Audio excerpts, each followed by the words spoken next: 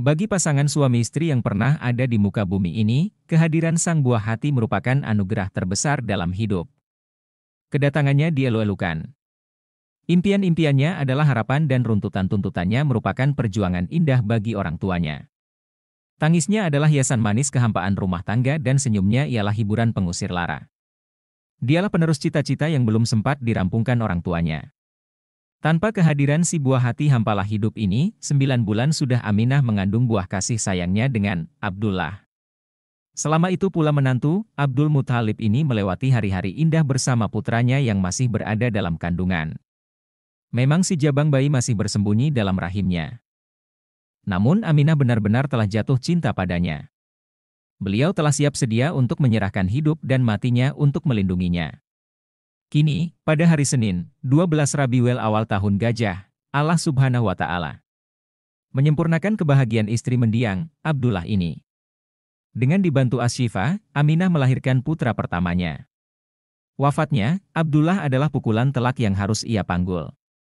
Semua itu kini terbayar lunas, segala duka lara yang menderanya lenyap ditelan banjir bahagia. Senyumnya mengembang kembali karena kini ia menjadi seorang ibu. Malam itu Aminah tenggelam dalam kebahagiaan dan beliau segera memerintahkan seseorang untuk memberitahu Abdul Muthalib. "Wahai ayah, engkau telah dianugerahi cucu. Datang dan lihatlah dia." Cukup ringkas pesan yang dikirimkan Aminah, namun begitu hebat dampaknya bagi Abdul Muthalib. Baginya berita yang dikirimkan oleh menantunya itu adalah sederetan puisi kebahagiaan. Menggerus kesedihan atas meninggalnya, Abdullah putra kesayangannya dan menggantinya dengan secawan harapan.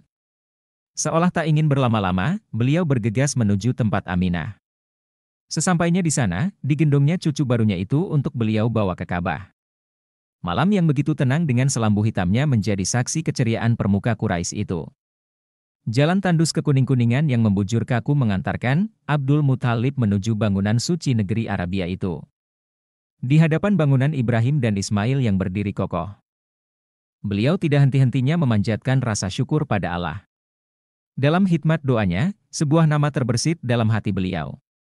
Muhammad, itulah nama yang disematkan pada cucu kesayangan yang dipondongnya. 15 seluruh keluarga besar Quraisy kelahiran putra, Abdullah yang yatim ini. Karena saking bahagianya ketika mendengar menyambut gembira bahkan Abu Lahab, keponakannya lahir, ia langsung memerdekakan budaknya yang bernama Suwaibah. Kebahagiaan itu makin terasa terutama oleh Aminah ketika seorang Yahudi datang menengok.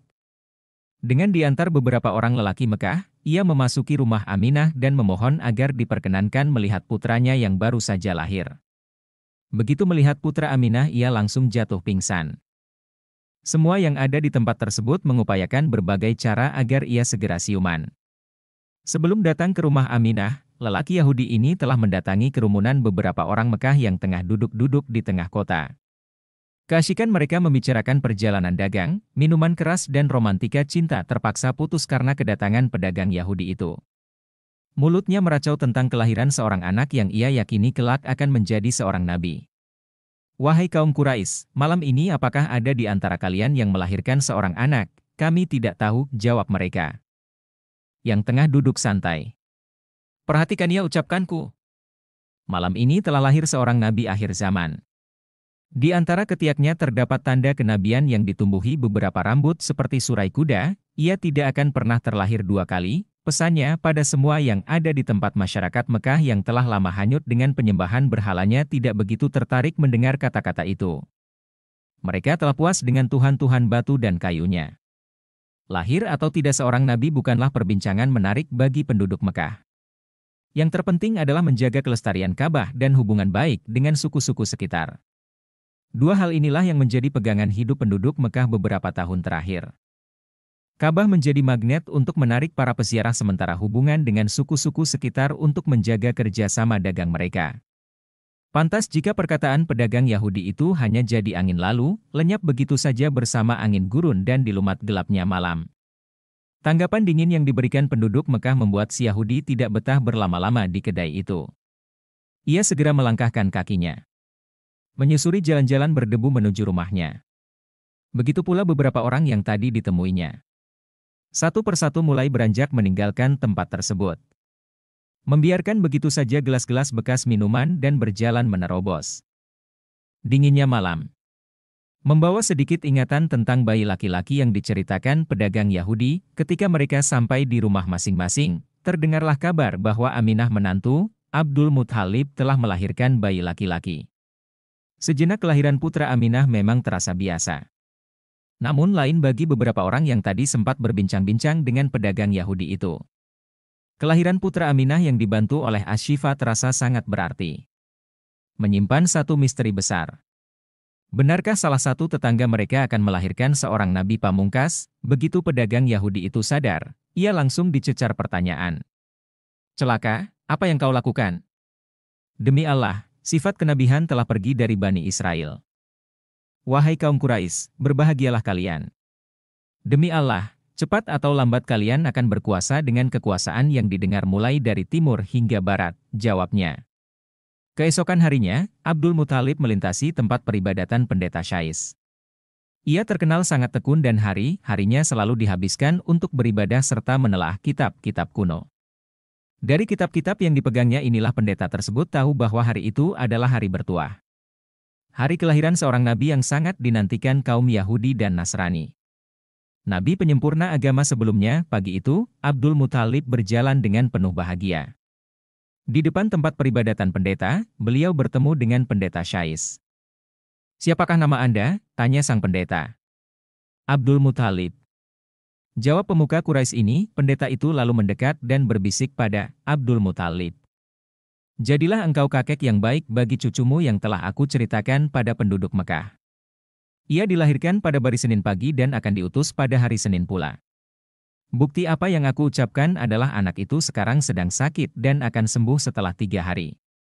Jangan kau ceritakan hal ini pada siapapun, karena anak itu paling didengki oleh orang-orang Yahudi. Dia akan hidup sampai umur berapa? Tanya Abdul Muthalib. Jika ia diberi umur panjang maka tidak akan sampai 70 tahun. Ia akan meninggal pada usia sekitar 62 atau 63 tahun, jawab Syais tenang dan mantap. Pesan yang disampaikan pendeta Syais kian menancapkan rasa sayang Abdul Muthalib pada putra Aminah yang telah ia beri nama Muhammad itu. Pada hari ke-7 kelahiran cucu barunya, Abdul Muthalib mengadakan walimatul khitan. Dalam hajatan ini beliau mengundang beberapa orang Quraisy. Daging kambing telah dihidangkan dan acara makan segera dilaksanakan. Di saat tengah menyantap hidangan, salah seorang tamu bertanya padanya. Wahai Abdul Muthalib, kau beri nama siapa cucumu ini? Muhammad, jawab beliau. Kenapa tidak engkau beri nama salah seorang dari kakek buyutmu? Lanjut Quraisy. Aku berharap kelak dia akan menjadi orang yang terpuji baik di langit maupun di bumi. Jawab Abdul Muthalib. Ketika keluarga besar, Abdul Muthalib bersuka cita atas lahirnya putra, Abdullah Persi, Iran, yang saat itu muncul sebagai salah satu raksasa dunia tengah muram. Mendung kesedihan menggelayut rendah di petala langit negeri penyembah api ini. Api abadi yang selama ini menjadi sesembahan mereka padam. Padahal 1000 tahun sudah api sesembahan mereka ini tidak pernah mati. Sebuah danau yang tak pernah surut airnya, tiba-tiba kering. Menyisakan sampah dan ranting-ranting yang menengadah seolah memohon pada Tuhan agar airnya dikembalikan. Di waktu yang sama, kerajaan Kisra tiba-tiba berguncang dahsyat. 14 balkon istana roboh hingga membuat tempat istirahat raja terkoyak. Rangkaian kejadian aneh yang menimpa Persi membuat masyarakatnya resah. Menciptakan mendung kesedihan, hitam pekat. Keesokan harinya Raja Kisra segera mengumpulkan punggawa kerajaan. Memimpin sidang wajah-wajah penuh kegelisahan. Semua diam hanyut dalam ketidaktahuan masing-masing. Keadaan makin muram ketika Mubidzan, penasehat raja, menuturkan dan mentakwilkan mimpinya. Malam menyedihkan itu ia telah bermimpi melihat seekor unta liar memimpin sekawanan kuda Arab menyeberangi sungai Tigris. Apa artinya semua ini Mubidzan? Tanya raja penuh gundah gulana karena musibah yang mendera kerajaannya. Sesuatu tengah terjadi di negeri Arabia ini wahai baginda raja, jawab Mubidzan. Hanya sebatas itu Mubidzan mampu menerjemahkan mimpi buruknya. Sidang raja dan para punggawa kerajaan tidak menghasilkan apapun. Mubidzan selaku penasehat raja merasa bertanggung jawab atas kebuntuan sidang muram itu. Atas perintah raja, ia segera mengirim surat pada Al-Nu'man bin Munzir, seorang duta kerajaan Kisra yang ditempatkan di daerah Hiyarah, Irak. Isi dari surat itu adalah memerintahkan Alen-Umen agar segera mengirimkan seseorang yang mampu menjawab semua kejadian di kerajaan Kisra. Berkat petunjuk budak yang dikirimkan oleh Alen-Umen, jawaban atas rangkaian peristiwa duka itu akhirnya ditemukan dari seorang bijak bernama Sathi. Seorang pertapa yang fisiknya konon hanya seperti seonggok daging menempel pada sebatang kayu. Dari pertapa inilah diperoleh keterangan yang cukup mencengangkan. Kerajaan Kisra tidak akan bertahan lama lagi dan penguasa baru akan segera datang. Namun siapakah yang akan meruntuhkan kerajaan adik kuasa ini? Semua masih misteri. Sebelum agama Majusi muncul, di Persia telah berkembang ajaran Zoroaster. Sebuah agama yang memberantas kepercayaan atas Dewa Mitra, Yema dan Asra, ketiga dewa inilah yang pada awalnya menjadi sesembahan masyarakat Persia. Dari sinilah kemudian muncul Zoroaster yang mengajarkan beberapa poin penting. Salah satu ajarannya adalah menuntun agar pengikutnya senantiasa menyembah Tuhan Yang Esa, meninggalkan penyembahan terhadap berhala, menghentikan pemujaan terhadap bintang gemintang dan kekuatan alam lainnya. Mengajak manusia untuk mensucikan matahari dan api sebatas simbol kekuatan tunggal namun bukan untuk dipertuhankan. Memuliakan tanah, air dan udara sebagai sumber yang sangat dibutuhkan dalam kehidupan. Sepeninggal Zoroaster, agama ini mulai kehilangan ruh. Ajarannya banyak yang diselewengkan. Kehidupan sosial masyarakat Persia selama dalam bayangan agama Zoroaster sangat memprihatinkan. Kemerosotan moral benar-benar terasa. Salah satu yang menunjukkan rendahnya agama ini adalah membenarkan seorang laki-laki menikahi muhrimnya sendiri. Bahkan di kalangan mereka berkembang pendapat bahwa seorang anak laki-laki diperbolehkan memuaskan nafsu ibunya. Apabila seorang suami meninggal dunia, maka yang lebih berhak mendapatkan istrinya adalah anaknya.